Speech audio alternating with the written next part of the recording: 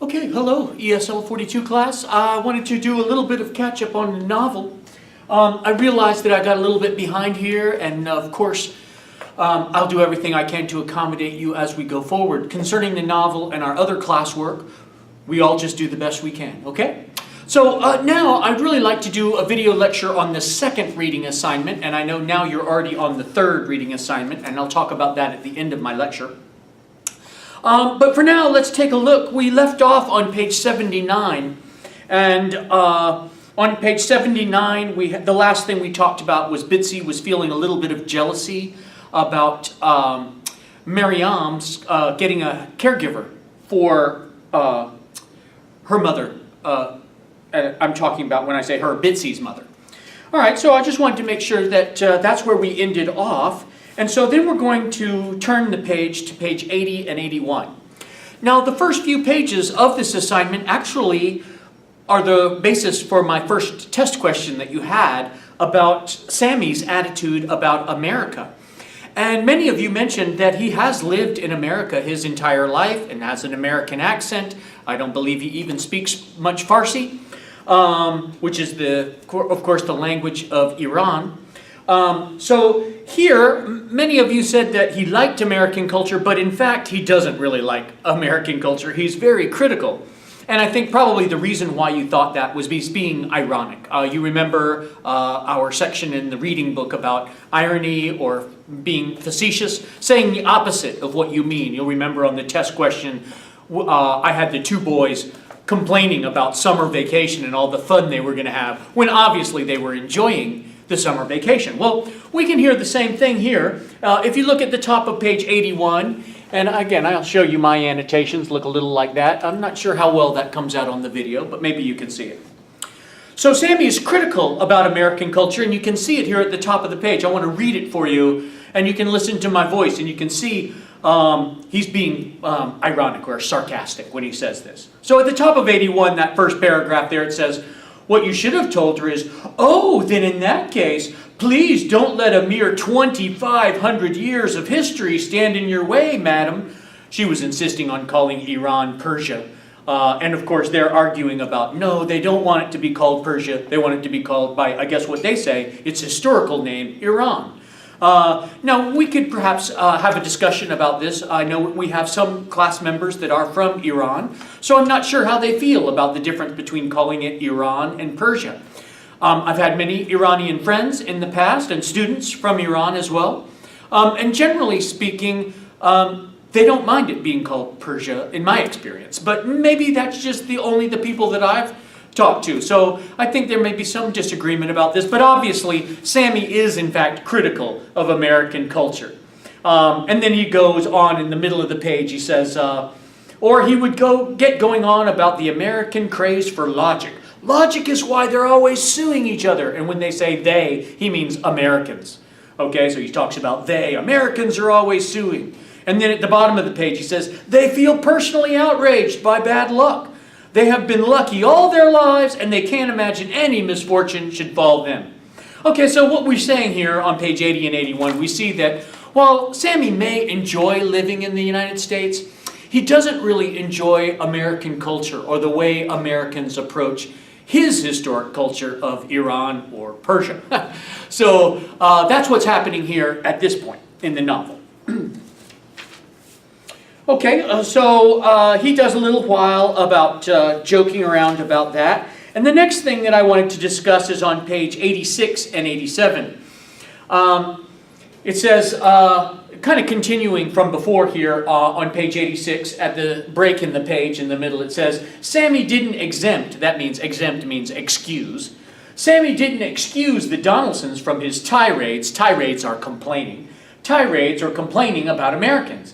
If anything, he was harder on them. In other words, he gave them a worse time about American. And here he continues, and this is where we find out that Connie died, by the way. That's on page 86 in the book. It says, he's complaining again about Americans. He says, they, Americans, are such easy targets after all, especially Bitsy, with her burlap dresses and her more than organic than thou airs and her with it way of phrasing things. She called her mother's funeral, her mother is Connie, her mother's funeral, a celebration. Okay, so he's joking about that. He's kind of criticizing Bitsy for calling her mother's memorial service a celebration rather than a time of sadness. And I believe it probably is an aspect of American culture that we try to put a happy face on even the most tragic things. So maybe a lot of Americans don't honor the dead by having a very serious formal ceremony, but just celebrating or having a good time in that person's name. And I have to say that I've been to several of these myself here in the United States, where people say we're going to celebrate the life of a friend that has passed. And so everybody gets together and does what they think that person would have wanted, which is to have a good time in remembering them. So that's a little different perhaps from other cultures in the way they address the sadness of someone dying or passing away. But here on page 86 we see that he's again criticizing, Sammy is criticizing American culture about the way we treat these things as maybe a happy occasion. Okay? Okay. So then we're going to skip forward a few pages. Of course, they're talking about how to raise the children here on the next few pages. But the next thing I want to talk about is on page 95. If you want to look at me in the middle of page 95. It says, since Connie's death, Bitsy had dragged him, that means her dad, Dave, because now he's a widower. A widow is a woman whose husband has died, and a widower is a man whose wife has died. Okay, so Dave, now that Connie, his wife, has passed away, Dave, Bitsy's dad, goes with her, but he doesn't have much to say. And we can see here on page 95 that he's really starting to feel and miss his wife, Connie, because she's died, of course. Okay. So then we skip forward. And here, this is kind of the end of my lecture for this section. Here we get to the end where Sammy is arguing. And I guess he felt that Bitsy said something wrong, so he argued with Brad about it. In fact, you can see on page 103, this is the cause of the fight. On page 103, he calls Bitsy pushy. And I have to admit that it is true. Sometimes Bitsy is a little pushy, and I didn't like that myself. We can think back to the way she was critical of Sammy, or them having a caregiver for the child instead. Ziba as going to work and having a caregiver. You'll remember that. And of course the way they dress the babies, even from the very beginning, the black and white and the colors and all of that. So all of this has really started to bother Sammy. And when she heard about, and I guess let's see what it's saying, misunderstanding of some sort. What are they arguing about? Oh yeah, I go back to arguing about how they're raising the children and the different styles that they have of raising the children. So he got angry because Ziba and Bitsy are kind of arguing back and forth about how's the best way to raise the children. But we see on 103 that Sammy called Bitsy pushy. Pushy means getting into other people's business or presumptuous, assuming that they're good enough to make some kind of suggestion about how they raise their kids. So at this point, Sammy's getting angry, and we get down to the bottom of page 103, and of course that's where we find out why they fought and that they did have an actual physical fight. They're fighting each other and hitting each other. And the only thing that I want to conclude on this at the bottom of, what is the last page here of this reading assignment? 104, I guess it is. They don't put page numbers on it. I don't like that. I think it's 104 here, where at the end of it, they do just like a lot of American guys do at any rate. This is probably different, not between cultures, but between genders. Men and women handle fights and arguments in a different way. And in the end of this, just to help you understand, often, and I'm not really a fighter myself, but I've seen this happen, sometimes Americans will actually fight with each other. Guys now, I'm talking about men only, not women. I think that's a different thing. They argue more with words and with feelings. But men actually physically fight each other, and that's what happens with Sammy and Brad at the end of this reading selection. At the end of the reading selection, they obviously start hitting each other. They're rolling around. They're all torn up and dirty and, I don't know, maybe even bleeding a little bit from the fight. But the point is that men generally fight really hard and then they get over it. And they forgive each other right away. So it's not a long-lasting thing. And that's, I guess, what I wanted to explain to you, is that here at the bottom of this last page, the end of chapter 4, before we get to chapter 5, he says, clapping Brad's broad, damp back, stumbling around in the yard in a clumsy dance, Sammy imagined that to the relatives, the two of them must resemble two characters from some sitcom. A sitcom is a TV show. Two wild, crazy Americans, two regular American guys. So he does, even though he's critical of American culture, doesn't really like it, but he does see himself as a regular old American, just normal like everybody else.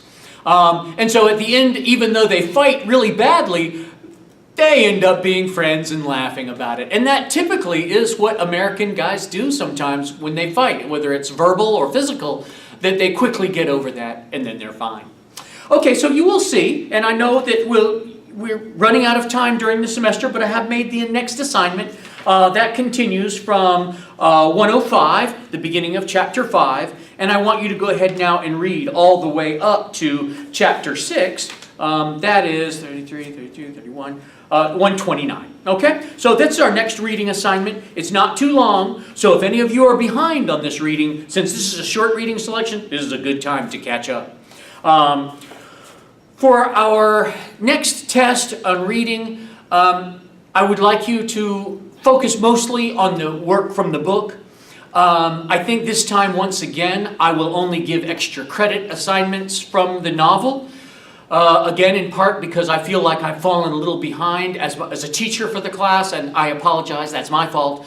But I will keep the questions only extra credit. That doesn't mean I don't want you to take this seriously and read it and hopefully enjoy it. But of course, read, annotate the best you can.